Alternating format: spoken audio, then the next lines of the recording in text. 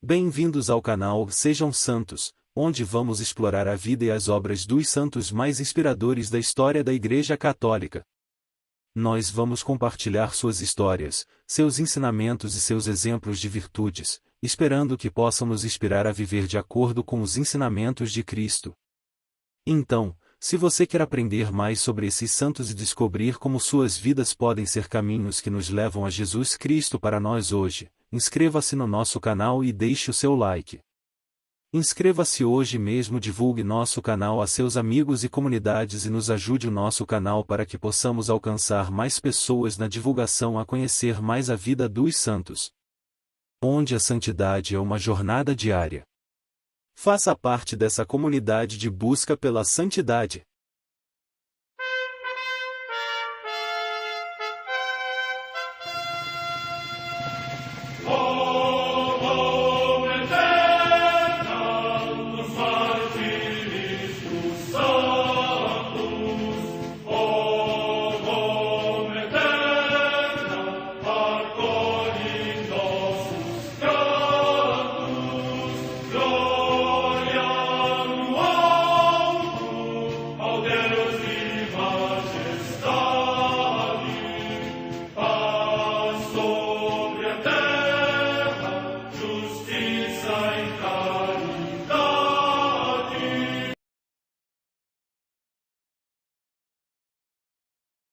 Ler a vida dos santos desperta em nós o desejo de seguir a Cristo. Através de suas vidas podemos aprender as virtudes, a sabedoria e o amor de Deus. Cada santo nos oferece um modelo de vida a ser imitado, como diz São Paulo na carta aos Hebreus, capítulo 12, versículo 1. Estamos rodeados por uma nuvem de testemunhas. A Igreja foi fundada por nosso Senhor Jesus Cristo não apenas como uma instituição, mas uma autêntica família. Os santos mártires, confessores, doutores, as virgens, os santos pastores e todos os demais santos são realmente nossos irmãos que nos precederam no caminho da fé e já estão no céu, para onde também iremos nós, pela graça de Deus. Portanto, sede santos, assim como vosso Pai Celeste é santo. Mateus capítulo 5, versículo 48. Hoje, dia 14 de maio, celebra a Igreja a vida desse grande santo, São Miguel Garicoites. A Santa Madre Igreja celebra também nesse dia os santos. Festa de São Matias, apóstolo, que seguiu o Senhor Jesus desde o batismo de João até ao dia em que Cristo subiu ao céu. Por isso, depois da ascensão do Senhor, foi chamado pelos apóstolos para ocupar o lugar do traidor Judas, a fim de que, contado entre os 12, fosse testemunha da ressurreição. Na província da Ásia, na atual Turquia, São Máximo, mártir, que, durante a perseguição do imperador Décio, segundo a tradição, por apedrejamento entregou o espírito a Deus. Morte no ano 250. Em Cimiez, na Provença, atualmente na França, São Pôncio, mártir. Morte no século III. Na Síria, os santos Vítor e Corona, que sofreram ao mesmo tempo martírio. Morte no século III. Na ilha de Quios, na atual Grécia, Santo Isidoro, mártir, que, segundo a tradição, foi lançado num poço. Morte no século III. Em Aquileia, na Venécia, hoje no Friuli Venécia Giulia, região da Itália, os santos Félix e Fortunato, que honraram esta cidade com o seu glorioso martírio. Morte no século IV. Na ilha da Sardenha, região da Itália, a comemoração das santas Justa e Eridina, mártires. Morte incerta entre o século III e IV. Em Arvena, na Aquitânia, hoje Clermont-Ferrand, na França, Santo Abrúnculo, bispo, que, expulso da sede episcopal de Langres por Gundebaldo, rei de Borgonha, ao chegar a Clermont foi eleito bispo desta igreja. Morte no ano 488. Também em Clermont-Ferrand, São Galo, bispo, homem humilde e pacífico, que foi tio paterno de São Gregório de Tours. Morte no ano 551. Em Lismore, na Irlanda, São Cartago, bispo e abade. Morte no ano 638. No mosteiro de Fontenelle, na Neustria, atualmente na França, Santo Heremberto, que foi bispo de Toulouse e depois abraçou a vida monástica. Morte no ano 674. Em Santarém, cidade de Portugal, o beato Gil de Wolzela, presbítero, que, depois de exercer a medicina em Paris, abandonou a sua vida dissoluta e ingressou na ordem dos pregadores, superando todas as tentações por meio de lágrimas, orações e abstinências. Morte no ano 1265. Em St. Mary of the Woods, localidade próxima de Indianópolis, nos Estados Unidos da América do Norte, Santa Teodora, Ana Teresa Guerin, virgem da Congregação das Irmãs da Providência, que, tendo nascido na França, apesar das enormes adversidades, sempre confiada na divina providência, orientou com grande espírito de misericórdia a nascente comunidade daquele lugar. Morte no ano 1856. No território de Bétharron, perto de Pau, na vertente francesa dos Montes Pirineus, São Miguel Garicotes, presbítero, que fundou a Sociedade dos Sacerdotes Missionários do Sagrado Coração de Jesus. Morte no ano 1863. Em Nisa Monferrato, no Piemonte, região da Itália, Santa Maria Domingas Mazzarello, que, com São João Bosco, fundou o Instituto das Filhas de Maria Auxiliadora para a instrução das jovens pobres, procedendo sempre com admirável prudência e caridade. Morte no ano 1881. O sonho de sua vida era dar à Igreja um esquadrão de sacerdotes bem preparados e dispostos a aceitar qualquer missão, sobretudo as mais difíceis, as que fossem recusadas pelos outros. Os anos da Revolução Francesa foram de acirrada perseguição à Igreja. Os padres refratários, aqueles que, por fidelidade ao Papa, se recusaram a aceitar a Constituição Civil do clero, viram-se reduzidos à condição de criminosos, obrigados a fugir ou a exercer na clandestinidade seu ministério sacerdotal. Milhares deram a vida por Cristo, decapitados na guilhotina, mortos por afogamento ou vítimas da fome e das doenças, encarcerados em infectas prisões. Nessa situação, os sacerdotes fiéis contaram com o auxílio de católicos leigos que não hesitavam em expor a própria vida para acolher em seus lares os ministros de Deus que permaneceram na França para desempenhar sua missão de salvar almas, ou guiar pelas trilhas das montanhas aqueles que fugiam para algum país vizinho. Os pais de São Miguel Garicoites, Arnaldo e Graciana, estavam entre esses anônimos heróis da fé. Esse jovem casal de camponeses de Barre, vilarejo francês situado a poucos quilômetros da fronteira espanhola, não temia esconder em sua humilde granja os sacerdotes perseguidos e dar-lhes todo tipo de ajuda. E Deus recompensou sua generosidade, dando-lhe por filho um grande santo.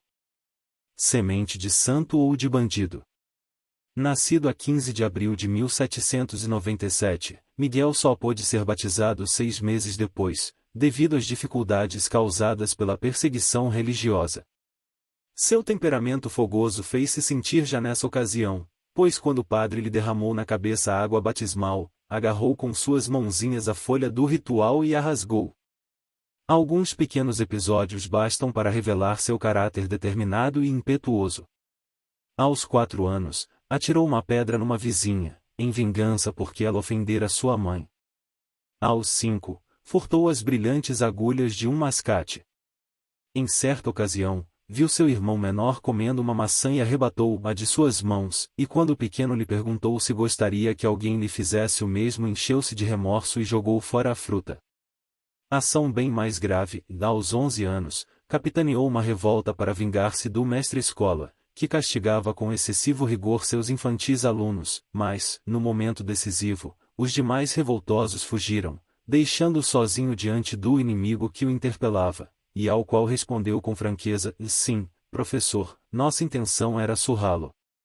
Mas peço-lhe perdão. Assim era ele, e alegre, ardente, resoluto, franco, teimoso e disposto a assumir a responsabilidade por seus atos. Tinha estofo para tornar-se um grande santo ou um grande bandido. Mamãe Garicoites percebia isso e, não querendo ter um filho criminoso, corrigia-o com firmeza. Mostrava-lhe às vezes o intenso fogo da lareira, perguntando: está vendo este fogo?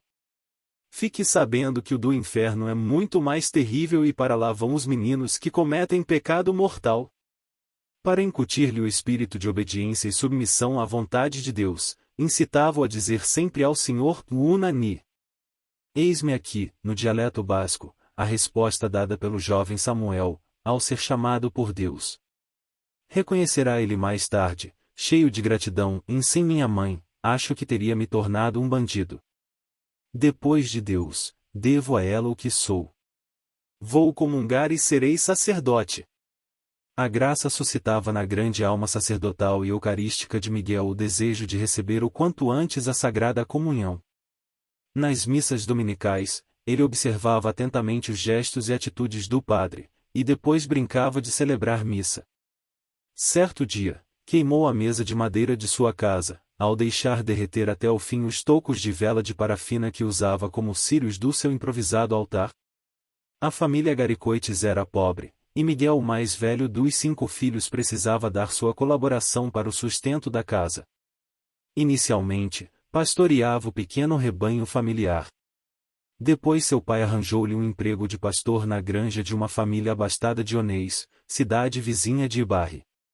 Ali trabalhou dos 11 aos 14 anos e frequentava com muito proveito as aulas de gramática e de catecismo, a ponto de ser cognominado de doutorzinho. Apesar disso, o pároco não o admitia à primeira comunhão. Mas Deus decidiu abrir as portas fechadas pelos homens. Numa tarde, voltava ele do campo, com seu rebanho, e um só pensamento lhe ocupava a mente: em receber a hóstia consagrada. De repente, como São Paulo no caminho de Damasco, viu-se cercado por uma luz intensa, e recebeu uma revelação que encheu sua alma de paz e alegria: e vou comungar e serei sacerdote. Essa, ele a denominou de êxtase de Onês. Sem demora, vai à procura do pároco e lhe conta em detalhes a graça que acabará de receber. Este reconhece no fato uma clara manifestação da vontade de Deus, e diz ao jovem pastor: Miguel, vou escrever já seu nome para a próxima primeira Eucaristia. Prepare-se bem e tome todo o cuidado para não ofender o Deus que você vai receber. Foi assim que, por fim, aos 14 anos, fez sua primeira comunhão, na festa da Santíssima Trindade. Rumo ao sacerdócio. O primeiro obstáculo a enfrentar em sua trajetória rumo ao sacerdócio foi o seu pai, que o queria ocupando-se da pequena granja familiar e, ademais, não podia custear-lhe os estudos. Porém, sua avó materna, com determinação basca, soube convencer o genro e levou Miguel para Onês, onde pediu ajuda a um padre que se escondera inúmeras vezes na casa dos Garicoites, durante a perseguição revolucionária. Este deu-lhe moradia e arranjou-lhe uma vaga no colégio de Sente Palais. Começou a escalada dos estudos. O jovem camponês trabalhava de dia, para compensar a falta de recursos, e estudava à noite. Como sabia apenas o idioma basco, teve dura luta para aprender francês e latim. Em 3 anos, porém, já estava preparado para os estudos superiores. Assim, transferiu-se para Bayonne em 1814. Prestava serviços no Palácio Episcopal, onde se hospedava, e em pouco tempo conquistou a simpatia de todos, à força de mansidão, dignidade e dedicação. Aluno brilhante, estudou filosofia no seminário de Aire-sur-Adour e teologia no de Dax. O reitor deste logo notou o valor do jovem, entre centenas de estudantes, e comentou: se não me engano, ainda ouviremos falar muito deste rapaz. 2 O testemunho de seus companheiros deixa claro que já entreviam nele a santidade, e Miguel não é um santo para ser feito, é um santo feito e acabado, dizia um. Para todos nós, Miguel era nosso São Luís Gonzaga. Exclamava outro. 3 O bispo de Bayonne, futuro cardeal de Astros, conferiu-lhe a tão ansiada ordenação presbiteral em 20 de dezembro de 1823. São Miguel Garicoites iniciava aos 26 anos de idade sua providencial missão. Um homem providencial. Um mês após sua ordenação, o bispo nomeou vigário cooperador de Cambo, cidade de certa importância, próxima a Bayonne. Era uma situação muito delicada, pois o pároco, já idoso e paralítico, perderá o contato com seus paroquianos, deixando-os entregues às ideias da época. Como homem providencial, Padre Miguel levou adiante uma pastoral muito parecida com a do santo cura de Ars, seu contemporâneo, leão no púlpito, manso e compreensivo no confessionário. Instituiu uma cruzada eucarística para contrabalançar a fria influência do jansenismo, deu um caráter solene aos atos litúrgicos, esmerava-se nas aulas de catecismo, visitava os doentes, era incansável apóstolo da devoção ao Sagrado Coração de Jesus. Os resultados não se fizeram esperar, e em 18 meses a paróquia estava totalmente transformada. O próprio prefeito da cidade, que se destacava por suas ideias voltairianas e atitudes anticlericais, converteu-se em bom cristão. Fruto mais precioso ainda, os jovens se entusiasmaram e começaram a surgir vocações sacerdotais e religiosas. No seminário de Bétharram, a voz da obediência mudou os rumos da vida do jovem sacerdote. O bispo o enviou para o seminário de Bétharram, como professor de filosofia. Essa nomeação interrompia uma atividade evangelizadora que estava produzindo excelentes resultados. A perplexidade não impediu o padre Miguel de responder com seu inalterável espírito de obediência: "Eis-me aqui." O próprio bispo explicou-lhe depois o motivo dessa transferência inesperada. Ele havia observado, e apreciado, o zelo empreendedor aliado à delicadeza de alma com a qual o jovem vigário soube agir sem ferir em nada a autoridade do pároco ancião e inativo. Ora, ele o queria em Bétharram para uma missão idêntica. O reitor do seminário, sacerdote venerável e carregado de méritos, estava entretanto em idade muito avançada e não tinha mais condição alguma de dirigir essa fundamental instituição diocesana. Padre Miguel, disse o prelado, o senhor reergueu a paróquia de Cambo sem arranhar o prestígio do respeitável pároco. Faça o mesmo em Bétharram. O velho padre superior continuará no cargo, mas de fato é ao senhor que confia o seminário, com a incumbência de pôr ordem na casa e formar santos presbíteros. Assim, em 1825 o santo assumiu suas novas funções, certo de estar cumprindo a vontade de Deus. Um homem inatacável. Até então, Bétharram era para ele apenas como uma terra abençoada, onde existia um santuário famoso, no qual a Santíssima Virgem distribuía suas graças e maternais favores. Nesse local, segundo narra uma antiga tradição, uma moça caiu no rio Gave e estava se afogando. Recorreu então a Nossa Senhora e logo viu ao alcance de sua mão um galho ao qual se agarrou, salvando a vida. Como testemunho de sua gratidão, ela colocou nas mãos da imagem de sua protetora um ramo de ouro, chamando de Bétharram belo ramo, no dialeto local. Ali, esperava um novo desafio. O seminário estava entregue a todo tipo de desordens e relaxamento. Sua fama era de ser refúgio para qualquer batina. Os seminaristas levavam a vida como queriam, e até abusavam do vinho que o empregado da casa lhes vendia. Foi necessário ao padre Miguel muito tato e firmeza para restaurar a disciplina e implantar um regime de vida adequado à formação dos futuros sacerdotes. Uma vez mais, sua pastoral dos sacramentos produziu os frutos esperados, a confissão e a Eucaristia reconduziram ao bom caminho quase todos os transviados. Os que não quiseram se emendar, deixaram o seminário. Mas não sem testemunhar que o padre Garicoites não era atacado, porque era inatacável. 4 Faleceu o velho reitor, e o padre Miguel foi nomeado para o cargo. Mas, algum tempo depois, o bispo decidiu transferir o seminário para Bayonne, pois o perigo das perseguições já havia amainado. Nova perplexidade, e uma vez mais, sua ação apostólica era interrompida quando estava produzindo bons frutos, segundo ele próprio disse. Ficou em Bétharram como superior das 4 paredes de um vasto edifício. 5 Sua resposta, porém, foi a mesma de sempre: eis que venho, ó Deus, fazer a vossa vontade. Aceitando sem entender, ele dava mais glória a Deus.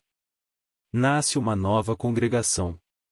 E ele tem os seus caminhos. Por essas vias, ele o preparava para a sua grande missão. Em sua aparente inutilidade, o fogoso sacerdote meditou mais profundamente sobre a triste situação daquilo que sobrara do clero francês, após a onda devastadora da Revolução, reduzido em número e, pior ainda, desorientado e sem o devido preparo. Nasceu assim em seu coração o desejo de fundar uma instituição eclesiástica nova, que congregasse sacerdotes desapegados de tudo, com uma dedicação de obediência absoluta, simplicidade perfeita, mansidão inalterável. Esses sacerdotes seriam uma verdadeira patrulha móvel de soldados de elite, prontos a correr ao primeiro sinal dos chefes, para onde fossem chamados, até, e sobretudo, para os ministérios mais difíceis, recusados por outros. 6 E que sempre tivessem presente que é maldito aquele que faz com negligência a obra do Senhor. Júnior 48, 10. Com a certeza de ser essa a vontade de Deus, reuniu em torno de si 17 sacerdotes que responderam a seu apelo missionário e com eles fundou, na pobreza absoluta, a Congregação dos Sacerdotes do Sagrado Coração de Jesus de Bethlehem. Em 1835, todos fizeram em suas mãos os votos de pobreza e obediência, além de renovar o de castidade, e o escolheram para superior do novo instituto. São Miguel visava compor os estatutos que dessem à sua congregação, com o selo da aprovação romana, a solidez e estabilidade das regras canônicas, bem como a liberdade de movimentos indispensável às atividades apostólicas. Mas estes foram redigidos pelo novo bispo diocesano e não eram o que pretendia o santo fundado. Foi essa a maior prova de obediência de sua vida. Aceitando esta aparente contradição permitida pela providência, não enfrentou a autoridade legítima, não recorreu a Roma e adotou as constituições de seu bispo, completamente insuficientes para seu desejo de perfeição. Mais confiante que a letra mata e o espírito vivifica, soube incutir em seus filhos esse espírito de prontidão, fazendo-os religiosos de corpo inteiro, dispostos a qualquer desafio apostólico. Seus ansiados estatutos só foram aprovados depois de sua morte, numa vitória da obediência. Até ao fim dizendo, e eis-me aqui, Senhor. Durante 30 anos, dirigiu com sabedoria a nova congregação. Percorria vilas e aldeias, evangelizando a juventude, os operários e os trabalhadores agrícolas. Enquanto os betlehamistas se espalhavam pelas dioceses francesas, formava-se em torno de seu fundador um halo de santidade e de estima. Seu confessionário estava sempre assediado por pessoas vindas de todas as partes. A todos acolhia com bondade, paciência e firmeza, procurando incutir-lhes o amor à cruz e à Santíssima Virgem. Bispos e outras personalidades importantes acorriam a Bethlehem para consultá-lo. Por expressa solicitação do bispo de Tarbes, ele teve 2 encontros com Santa Bernadette Soubirous, a fim de verificar a autenticidade dos fatos ocorridos em Lourdes. Essas 2 entrevistas com a jovem vidente reforçaram sua convicção pessoal de que indubitavelmente a Virgem Maria aparecerá na gruta de Massabielle. Nos últimos 10 anos de sua existência, dolorosas enfermidades vieram aumentar os seus sofrimentos. E quando, por fim, sentiu que Deus o chamava para junto de si, deu-lhe a resposta que caracterizou toda a sua vida: eis-me aqui, Senhor. Na madrugada da festa da Ascensão de 1863, dia 14 de maio, após receber todos os sacramentos, entregou sua alma a Deus, pronunciando o primeiro versículo do Salmo 50: E miserere mei, Deus, secundum magnam misericordiam tuum, tende piedade de mim, ó Deus, segundo vossa grande misericórdia. Os padres de Bethlehem eram, nessa ocasião, cerca de 100, atuando nas dioceses francesas. Atualmente, exercem suas atividades evangelizaras, sobretudo no sul da América Latina e na Argentina, Brasil, Paraguai e Uruguai. Pio XII canonizou-o em 6 de julho de 1947.